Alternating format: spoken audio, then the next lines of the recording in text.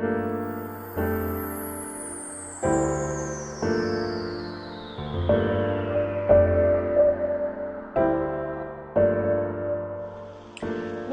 to Future Ready, and today it's an incredible opportunity to meet the wonderful Linda Tellington Jones. She's an inspiring person in this world for many reasons. One of them is that she is somebody who has spent her lifetime connecting to, communicating with, learning about animals. Animals are close to all of us. We have pets that are part of our families. But Linda has developed techniques that allow your pet, allow those animals that we love in the animal kingdom to be treated with respect, with kindness, with visionary awareness that allows to communicate on a much deeper level than they are just our pet. They are animals to look at in the animal kingdom. There's an actual relationship that we can develop that is an evolving, transformational awareness, and I cannot wait to talk to Linda about all these aspects. Linda is a world-renowned teacher, author, healer. She has written over 21 books translated into 14 languages. She has over 2,000 Tellington trained teachers all over the world in 31 countries. This is a huge accomplishment to have people who are willing to practice deep, aware relationships with animals. We're going to give you all the information, but before we go any further, I want to actually say hello to Linda and begin this conversation. Hello, Linda, and thank you so much for doing this interview today. It's my great pleasure. I am so happy that I can actually do this from Santa Fe, very close to where you are right now. I know. And first and foremost, I just really want to acknowledge the light that is around you and in you. This is something that is very evident. Could you talk a little bit about that? What is it that makes you so radiant? I am certain it is because I live in a state of gratitude. Mm-hmm. Gratitude for my life, gratitude for the amazing opportunity we have to create our own reality when we come from a place of gratitude. And I have this connection to the 50 trillion cells the average person is, that it is the just remarkable wisdom and intelligence of our cells. It's a miracle. And so I feel like I just live in this space of recognizing the miracles that each one of us is a miracle. Fantastic. Now, for people who may not be aware of the Tellington Touch and the Tellington Method, could you start us by telling us, how did you begin to work with animals and have this deep, compassionate awareness of relating to them, of wanting to relate to them in that way? I'm so blessed to come from a family that always loved and respected animals. I grew up on a farm with my father. Some of my early memories are my father bringing in a nest or a batch of eggs that had been disturbed when he was cutting hay in the fields, of duck eggs, and he put them with our mother cat, who had a group of kittens, and she hatched, believe it or not, and raised those little ducklings. And actually, the majority of them made it. And my father's father, used to, he had a bunny. I remember as a 6-year-old, he had a bunny that would hop up every morning, or it seemed like every morning, and rustle around in his beard and wake him up. And my mother's mother would never allow anyone to kill a spider because she would say, "What about its family?" And wow. My mother, my mom, had these such beautiful memories of Mom rescuing a mouse from our cat, first of all, and putting it outside, and another time taking a mouse that had fallen in an open molasses jar and washing it off and releasing it. And my grandfather, of course, my my mother's father was an amazing horseman who in 1902 he was an American who was taken to Moscow, to Russia, to ride the racehorses of an Austrian count. And he loved, my grandfather was Will Kaywood, and he loved Russia so much at the time that he stayed on, and he became a trainer at the Hippodrome in Moscow, where I have worked 10 times as a citizen diplomat in the 80s. And he became a trainer then, and he was the leading trainer in Moscow with 87 winners. Now, why is this important to us, actually, in this story? Because he learned a form of horse massage from Russian gypsies, and every horse in his stable was what they call rubbed, with these little short strokes over the whole body. This was pre-Tellington T-Touch. And he said that he never entered a horse in a race unless it told him it felt ready to win. Fit enough, fit enough to run well. And so that was like the beginning of animal communication. And I just have been so influenced by his passion and this passion of my parents and grandparents for animals. Fantastic.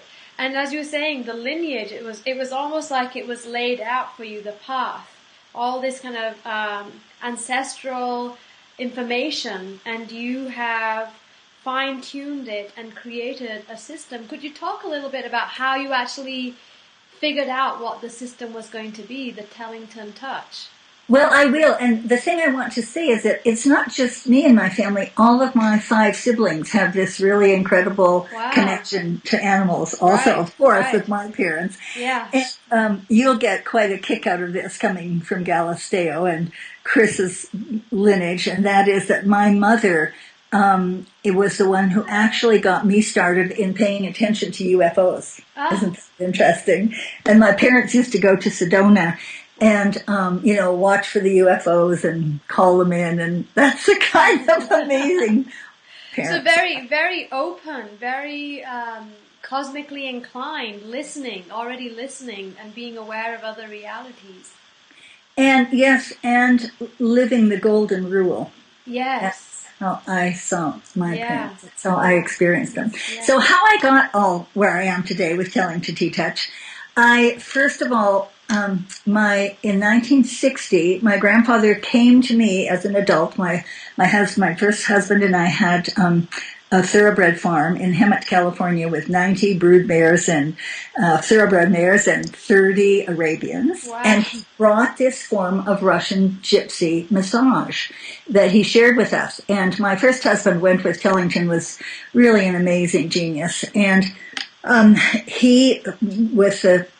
we worked with this method on our horses, and we had a lot of sport horses and really wonderful show and endurance horses.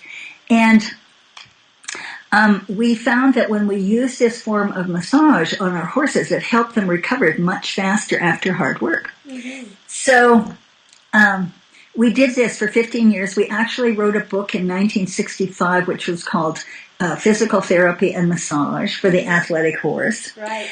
And we found that we could really help our horses recover after hard endeavor. But we never actually thought that we could affect the personality of a horse, the behavior of an animal with work on the body. And in 1975, I had the great fortune to sign up for a 4-year training at the Humanistic Psychology Institute with Dr. Moshe Feldenkrais. And that was, he actually taught the whole 4 years, because the next training that he did in Amherst, he had a stroke after that, and he didn't go on. But my experience, my great honor of spending that time with him made a huge difference in my life. So what happened with T-Touch, in the second day of this 4-year training, Moshe Feldenkrais made a statement that changed my life. And you have to understand, at this point, I had grown up with horses. I'd been working with horses. I'd had I had it from 1964 till 74. I had a 9-month residential school for riding instructors and trainers from all over the world. And I had, an amazing amount of experience. But Moshe made one statement that just changed all that. And he said that it's possible for a human to learn in one experience using gentle, non-habitual movements that activate new neural pathways to our brain to activate more brain cells so that we humans have more potential for learning. Mm-hmm. That was his real passion, not just movement for what the amazing Feldenkrais work is known for. So when he said this, we were all lying on the floor doing an awareness through movement, and I always feel like my ears pricked up, and I thought, wait a minute. If this is true for a person, that a person can learn in one experience using non-habitual movements, what could I do with a horse that would be a non-threatening, pleasant, non-habitual movement that would activate new potential for learning rather than the repetition. And I went out that very afternoon and I took a 16-year-old mare who had never been ridden. She had just come down from Montana and had been a brood mare all her life. And she was hard to catch, didn't especially like people. So they caught her up, brought her to me, and I just started doing these gentle things. I was moving her lips and her ears and her head and her tail and her legs. And we had been working on horses like for 15 years, but never with the idea of how could I move that horse in a way that would activate new potential for learning. And so, you know how it is. I worked for about maybe 30 minutes, and people watching thought I had hypnotized the horse because she was so quiet.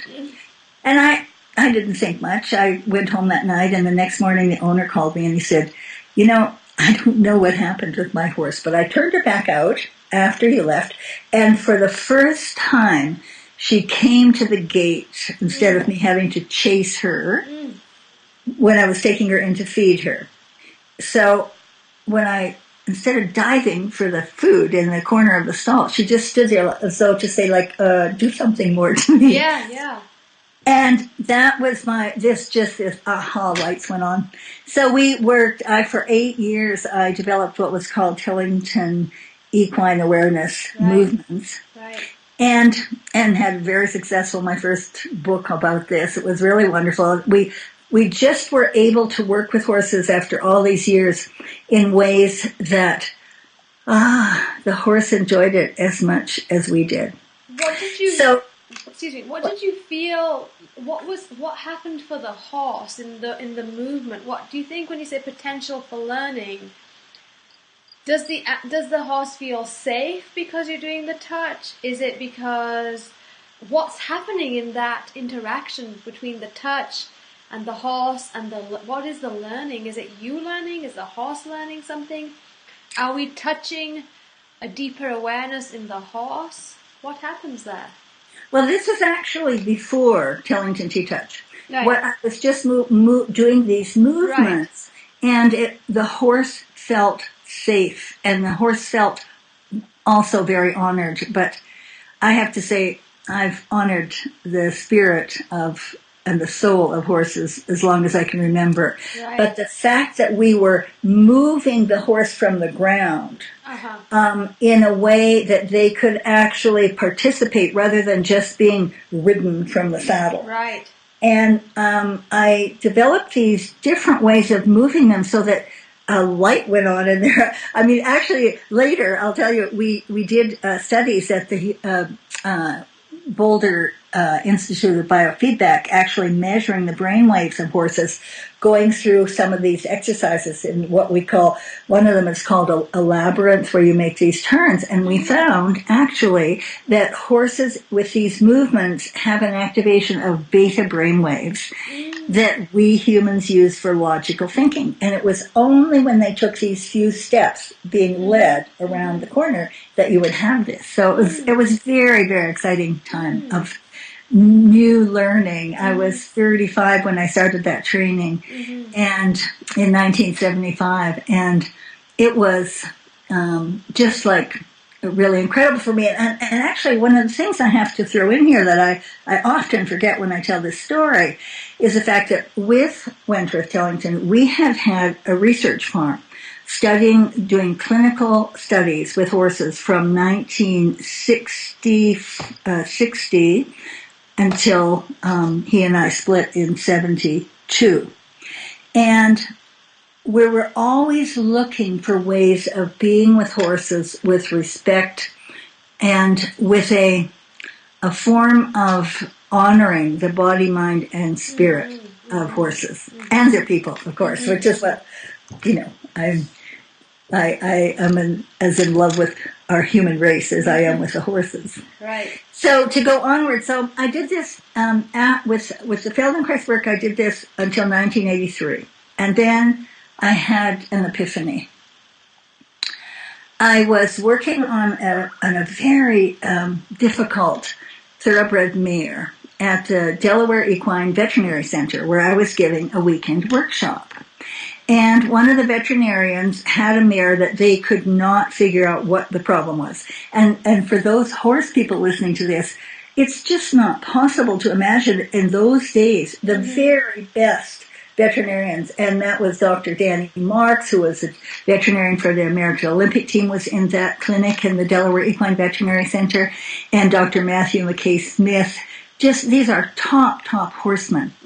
But they only looked at horses from the knees down and the hoof down. Wow. There was no, like today, cranial sacral, osteopathy, chiropractics, all of this, acupuncture, all of this is available to our horses today, but none of that was. So they wanted me to put my hands on this horse and see how I felt, because they said they couldn't understand it. She did not want to be groomed. She did not want to be ridden. She would pin her ears. She was a really unhappy horse. And when I put my hands on her with this very beautiful, quiet Feldenkrais work, she got this really dreamy look on her face for the first time, instead of like pinning her ears. And my feeling was, it was like a person who has fibromyalgia. She just hurt everywhere.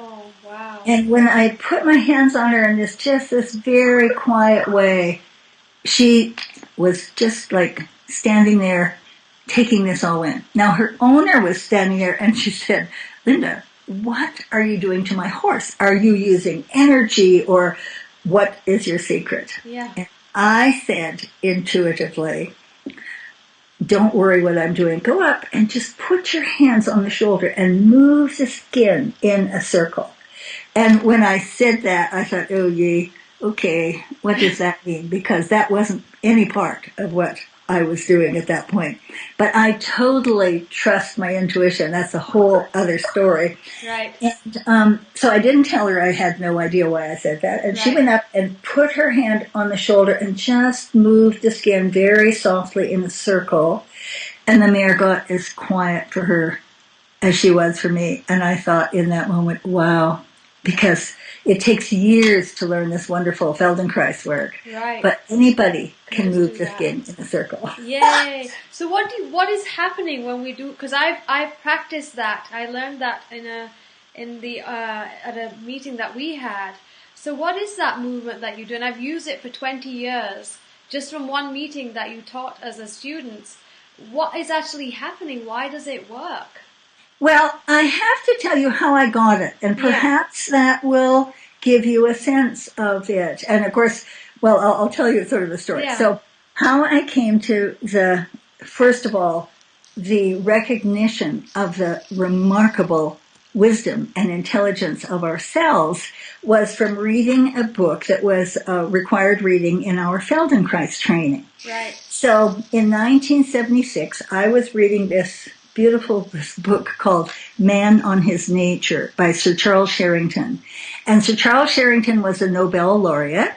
And this was this was a collection of lectures from the University of Edinburgh Medical School.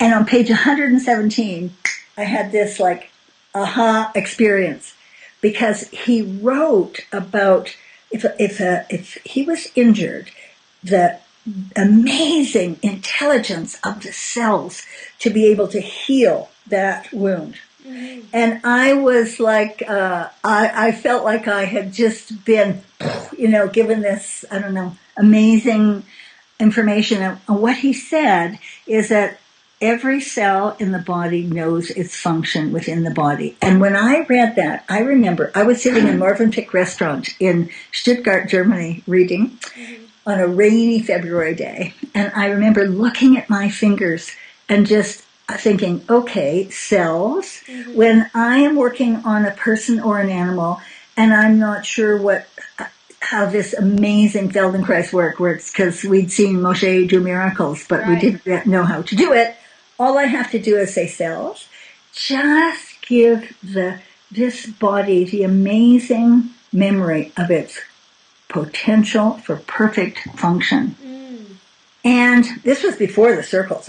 So I began to see the body as a collection of brilliant cells. And I also began to have this feeling, funny, when there's fear or pain or dis-ease or any sort of injury, it's as though there's less light in the cells. Right. And I don't know how I saw this, but that was my experience.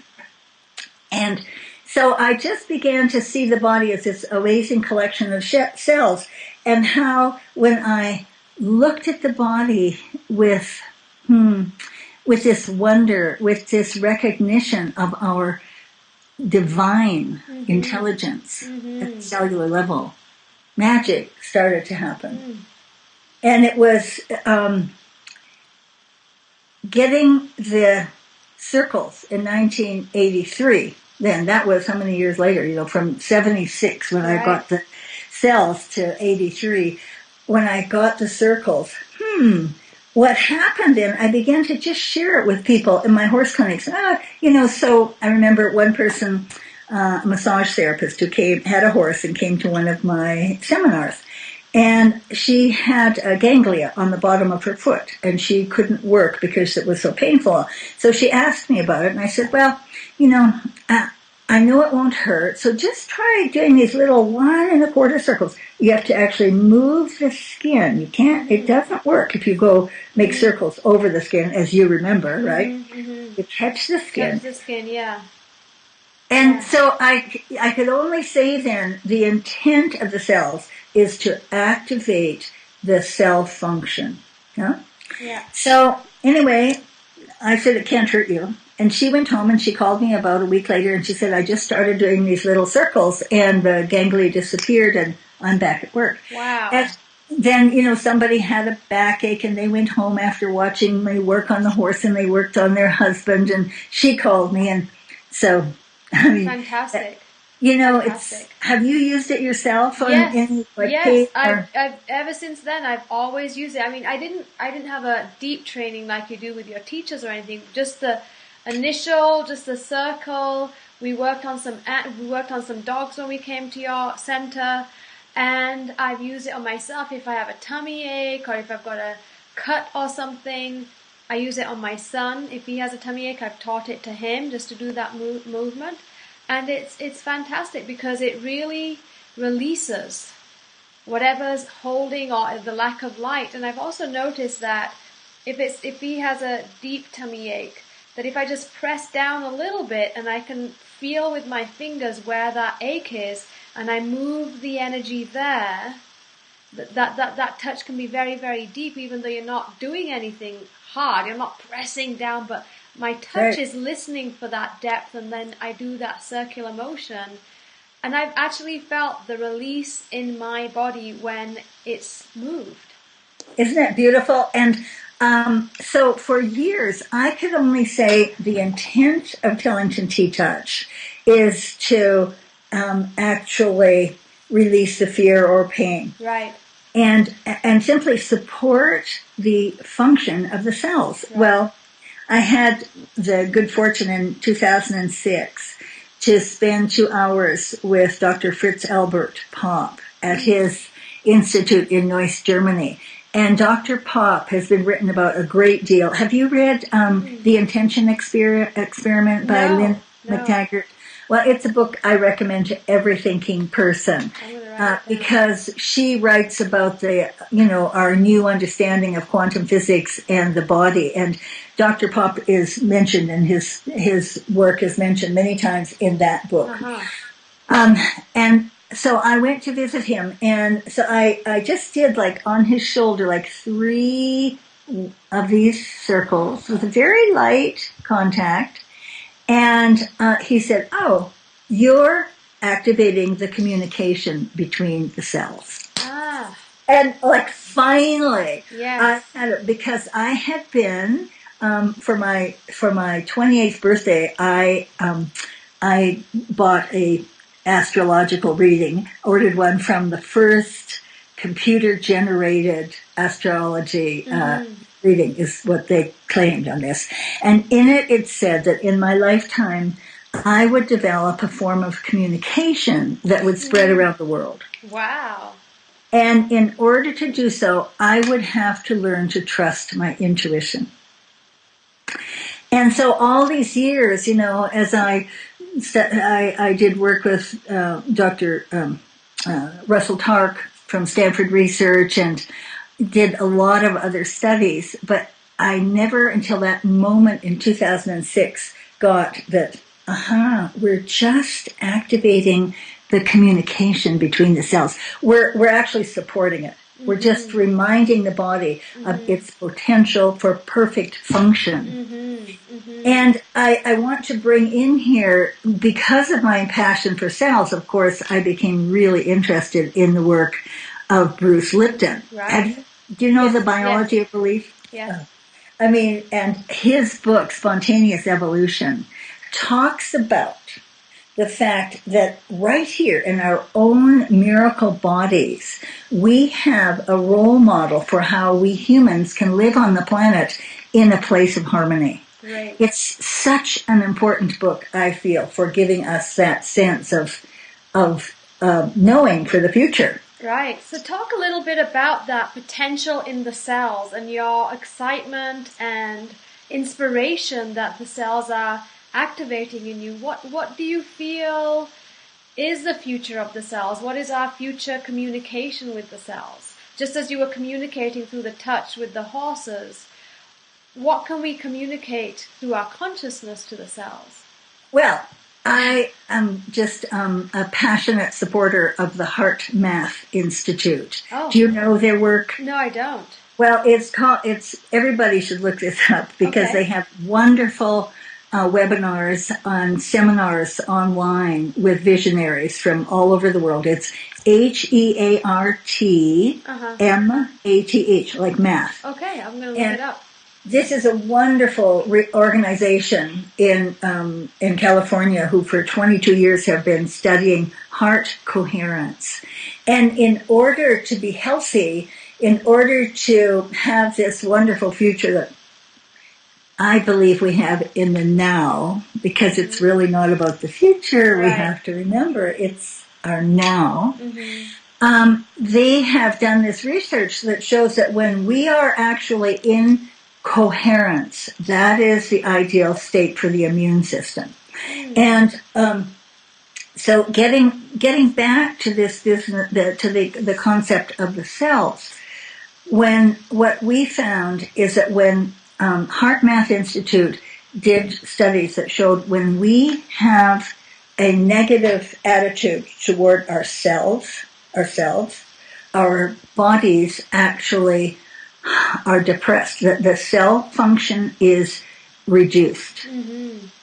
And the health of the immune system is reduced. But when we're in a state of heart coherence, that is measured by an M wave, by an inner balance now on your smartphone you can get, by their bodyguard, you can actually keep a record of your heart coherence. And so for years ago, I think it's more than 10 years now, we found that if we put one hand over the other and we just imagine the face of a clock, that we can get into heart coherence. So the way you do it, one over the other, you imagine your face of the clock, and you have 6 9, 12, 3. And you very, very lightly, just very gently take a deep breath and just gently move the skin around the face of a clock, 1 circle and a quarter. And at the quarter circle, take a deep breath and think of somebody, something, someplace in nature that you absolutely love. And the combination of the circle and a quarter, the breath, and this visualization will bring you right into coherence. That's just lovely. I haven't heard of that before. That's gorgeous. Well, heart coherence, the heart math people have found that you can come to that place with just your breath and your visualization of a place in nature. Right. And what we found is that any place, like I can do the circle and the quarter on my ear, as you remember the ear work, right? Yes.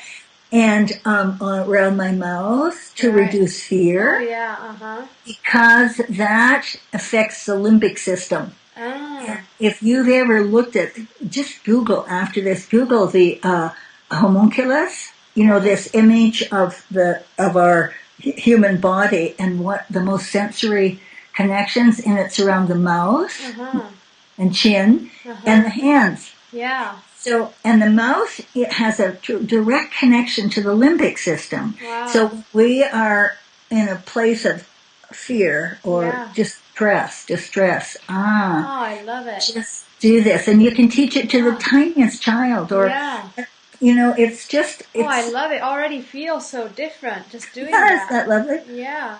So there's something you just said that I was wanting to go into. What is you're talking about the M wave and all of that. So what does that do? What does it? Oh, I know where I was going to go. So more and more people are encountering autoimmune diseases, meaning that the body attacking itself, the immune system not being able to recognize itself from the healthy cell from the negative, the attacking cells.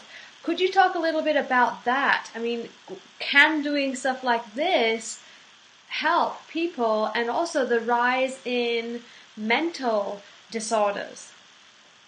Yes, I can. Yeah. And my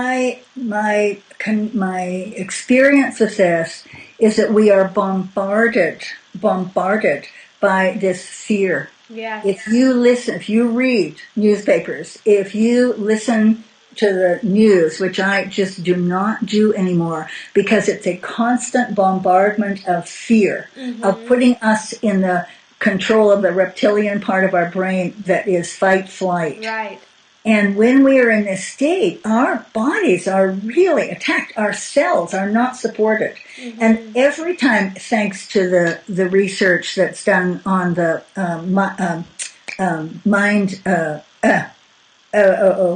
isn't this funny? No, I'm just have a block on the Gehirn Spiegel. I can only think of it in German in just a minute. I have to get it. This is important. Anyway, that it'll come to me in a moment. When we pick up this fear that is around us, and it really defeats our immune system. Right. And one of the things that Bruce Lipton talks about that I didn't know is that every cell has its own immune system. Yes. And when we put injections, when we put other drugs in our bodies, right, we have no idea what that is doing to us. Right. It's so serious. And I am really involved with Horseboy World of Autism. Do you know it? Yeah, Do you know them? I read about it on your site, yeah. Oh, yes. Beautiful work that they do. And now, this is something that I feel is really important for all of us for the future, to care about wherever we can. We can only change ourselves, but I can reach out and help wherever I am. And one of the places I really ask us all to do is to support the parents of and autistic children that are coming into the world, because in 1980, the statistic shows that there one child out of 10,000 were labeled as autistic. today, the latest number is 1 in 68. Now, I don't want to rail against the system that is causing this. What I want to do for all of us is hold the infinite possibility that the medical and the pharmaceutical, that we all will take control and stop the damage that we are doing to our immune system with these drugs that we're putting in and the antibiotics. Because when you read a book called Thinking Mom's Revolution, 22 mothers and one father who wrote their stories of their autistic kids and how they're bringing them back to them. That's what's important, is to have the hope. And for me, for the future, what's important is that we hold the possibilities for the future that we want to create. Holding the possibilities of the future that is good for us rather than haranguing about what's not working, good. What's wrong. Exactly. Because I think that just ends up taking too much energy and we have nothing left to vision the potentials. Well, every time we think of that negative thought, we're actually damaging our own immune systems. Right. So all we have to do, I practice this every day.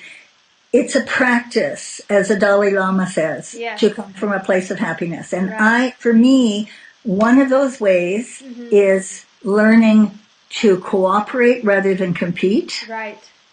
And I love Lynn McTaggart's latest book, The Bond, talking about now how we need to be in a place of community, of support. It's not about this thing of survival of the fittest. That's incorrect information, first of all.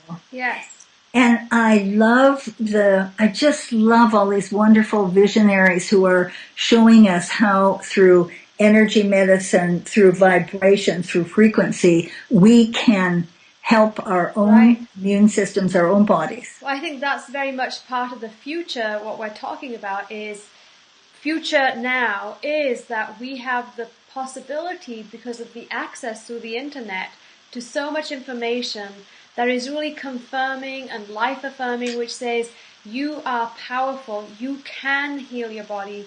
And it's not just people who are just, spiritualists or new agers, but there's actual science behind these new technologies that say, you can do this. Your cells are incredible. So, Linda, just as we're kind of coming towards the end of our time together today, I would love to hear your vision of futures that you would love to share with our listeners, our viewers, so that we can begin to visualize, because just as much as the future is now, there's also a construct of what we imagine for tomorrow, or tomorrow's tomorrow, or children 7 generations on. What would be your gift from your heart, from your learnings, your teachings, that is contributing to the future constructs? First of all, look around in appreciation at this wonderful world we live in. Look for the positive things. It's so easy to slip into the negative. Right. Hold the positive. Practice each day, seeing the glass as half full, and counting our blessings every single day. From Seth Speaks, a book I read by Jane Roberts way back in the 60s, 70s, I got this concept that we create our own reality. And now through quantum physics and the Course in Miracles, which changed my life, we can realize that we do create our own reality and be the change we want to see in the world, remembering that we are connected to all beings. And each time that we experience this gratitude for our beings, for our friends, for our families, that we do make a difference. And I read all the books by Greg Braden because he combines spirituality and science, and quantum physics. Right. And I love his words in his book, The Spontaneous Healing of Belief, that every thought we have, every feeling, every emotion, and every belief does affect the quantum field. Mm-hmm. And there's a mantra that I say each day, taken from a little book called Uncommon Prayer. It's a little tiny book. I usually have it right here on my desk, by Ruth L. Miller. And in it, she says that in between the stuff that makes up the universe, everything we can see, we're all stuff, is not just empty space, like we thought this was just air between them. Holding it all together is a wonderful, rich quantum field, out of which emerges in orderly patterns all matter, that's everything we can see, and all energy. Right. And energy is every thought, feeling, word, belief that we have. Movement, yeah. Most scientists call this consciousness or intelligence, and the rest of the world calls this God. Deepak Chopra calls it the field of infinite possibilities and says that when we achieve the stillness of the prayer stage, and for me that's the pauses in between our circular touches, that we too help to shape the forms that emerge out of this quantum field. And it means that we can create our own reality. And thinking in the transpersonal, know that each thing, that each time that I find something, some way to improve myself, to make myself more human, to make myself more compassionate, with more understanding, with more forgiveness, with gratitude, that I do affect the entire planet. And I believe that we just look around us and look for the miracles in our lives. Know that we can and we do create these miracles and give thanks for them. And we didn't even get to the wonder, the gifts of the animals, because with this Tellington Tea Touch, working with our animals with understanding, respect, forgiveness, compassion, and gratitude, we learn to be that way with ourselves and our families and our fellow beings. And for me, the gifts on this planet, we just have to look to nature. Yeah. And I wanted to share with you, but there's not enough time. No, go ahead, share. But yes, I'm going to put it up, this message that I got from a 1,000-year-old Moreton Bay fig tree.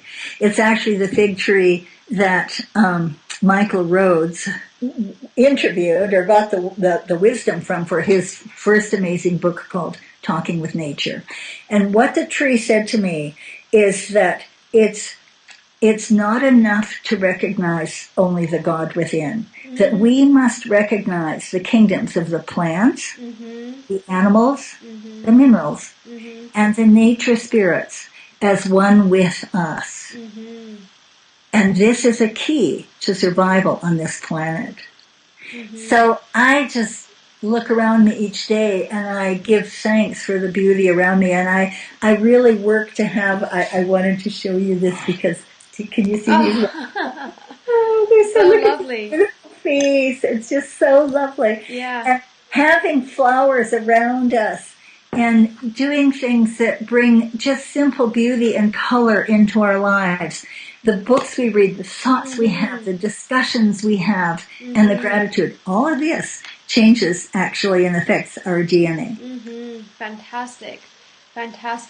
And so for our viewers, what would you want them to I know you just laid out all the different practices that we can be a part of, and to not just know those things, but to actually embody those truths. What future do you actually see? Like, do you see more animal interspecies communication? I mean, when I start thinking about the future, the evolution of where we could possibly be, I like to think about, we're going to have symbiotic homes where you can communicate with your walls, where you can, speak to the bacteria in the soil. What kind of things do you, if you were just able to allow yourself to have iterations of future generations, can you give us a few kisses about what you vision? We can do that now. the for me, this concept of really respecting and acknowledging the brilliance, the divine brilliance of ourselves. I believe this inner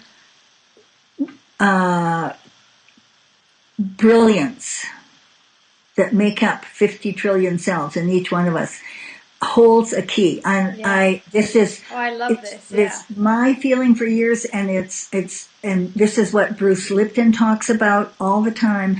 And it's really important for us to begin to give thanks each day. Pray.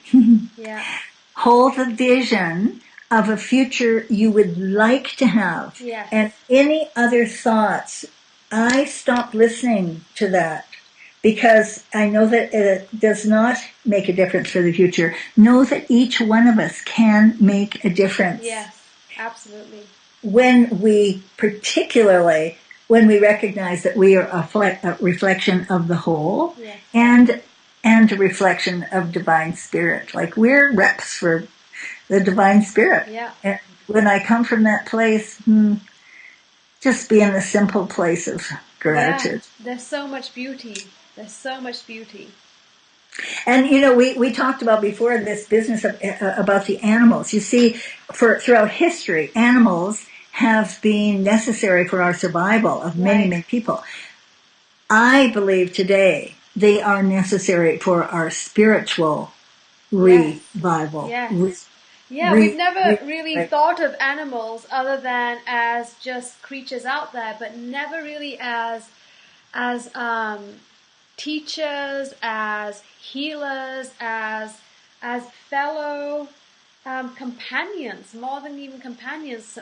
There's wisdom within that. When you look at an animal, your dog or your cat, and you recognize them, how do we know them? Where have we known them from? I mean, I have had dogs that have been soulmates, soul friends, who have, I had this one wonderful pharaoh hound. His name was Angus.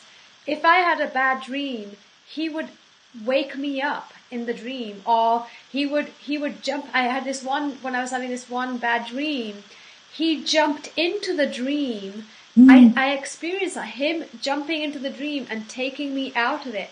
I've had some really powerful connections with horses. Just thinking about snakes, because it's summertime here and you're more likely to see snakes out in the world. And when I see a snake, I just think how powerful, how lucky I am to have an encounter with a being that is so powerful in a very particular way. And to kind of really overcome and override these fear stories that were part of our survival story. There is a memory of humans, of beings living in peace with the animal kingdom. And I mean as a kingdom. And this is where we have the capacity to do it today in the same way. And you talk about fear. For me, one of the basic guides over the years has been this wonderful little book by Jerry Jampolsky called Love is Letting Go of Fear. Mm-hmm. And I believe that when we merge with our animals, when we speak to our animals as though they can understand, they will. And we can help them to release their fear. We can release our fear. Mm-hmm. And coming back to this thing, you see, it's so interesting. Still out in the world, there's still the concept that we have to dominate animals. Dominate, exactly, yes. And actually, thanks to this gift that I've been given of this Tellington Tea Touch, it gives us a way of being with our animals, again, with understanding, with respect, with forgiveness of ourselves as well as them. Right.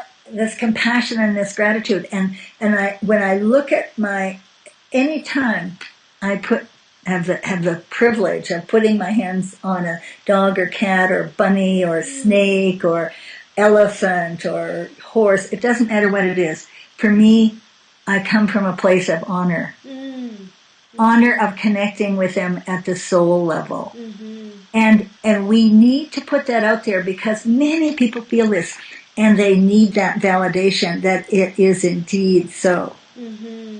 And that's what I love about sharing on like what you're doing with this group, interviewing visionaries, people who know that we can create a beautiful future. Yes, yes, we can. Linda, thank you so much for this incredible interview. You gave us more than we could have even dared to ask for. So much information, so much wisdom, and so much light. If you want to get in touch with Linda, you can at www.teatouch.com, where you'll be able to get all these incredible books and be able to get videos and articles, and there's a blog and a newsletter. There's so much there, and there's resources for if you want to train as a teacher and anything else that people want to get a hold of from your site, Linda, that you know of that we can promote here. And Facebook, Tellington Facebook, oh Tea Touch yes. World, and my Facebook, Tellington Tea Touch World, just has so much on It's it. so much. It's a wonderful website. There's so much information, so many great stories as well. And on, of course, the YouTube, because we really work to put a Yes. lot of things out. You can go to help your kitty or your Yes. bunny or your horse or your Yes. dog. And it's so simple. And I love this heart exercise that we just did today. So Yes. powerful place to begin is a simple touch with our consciousness and awareness. Thank you again so much, Linda. It's been a complete pleasure. And you are a total treasure to consciousness. Thank you. Have a great day. Bye. Aloha. Aloha.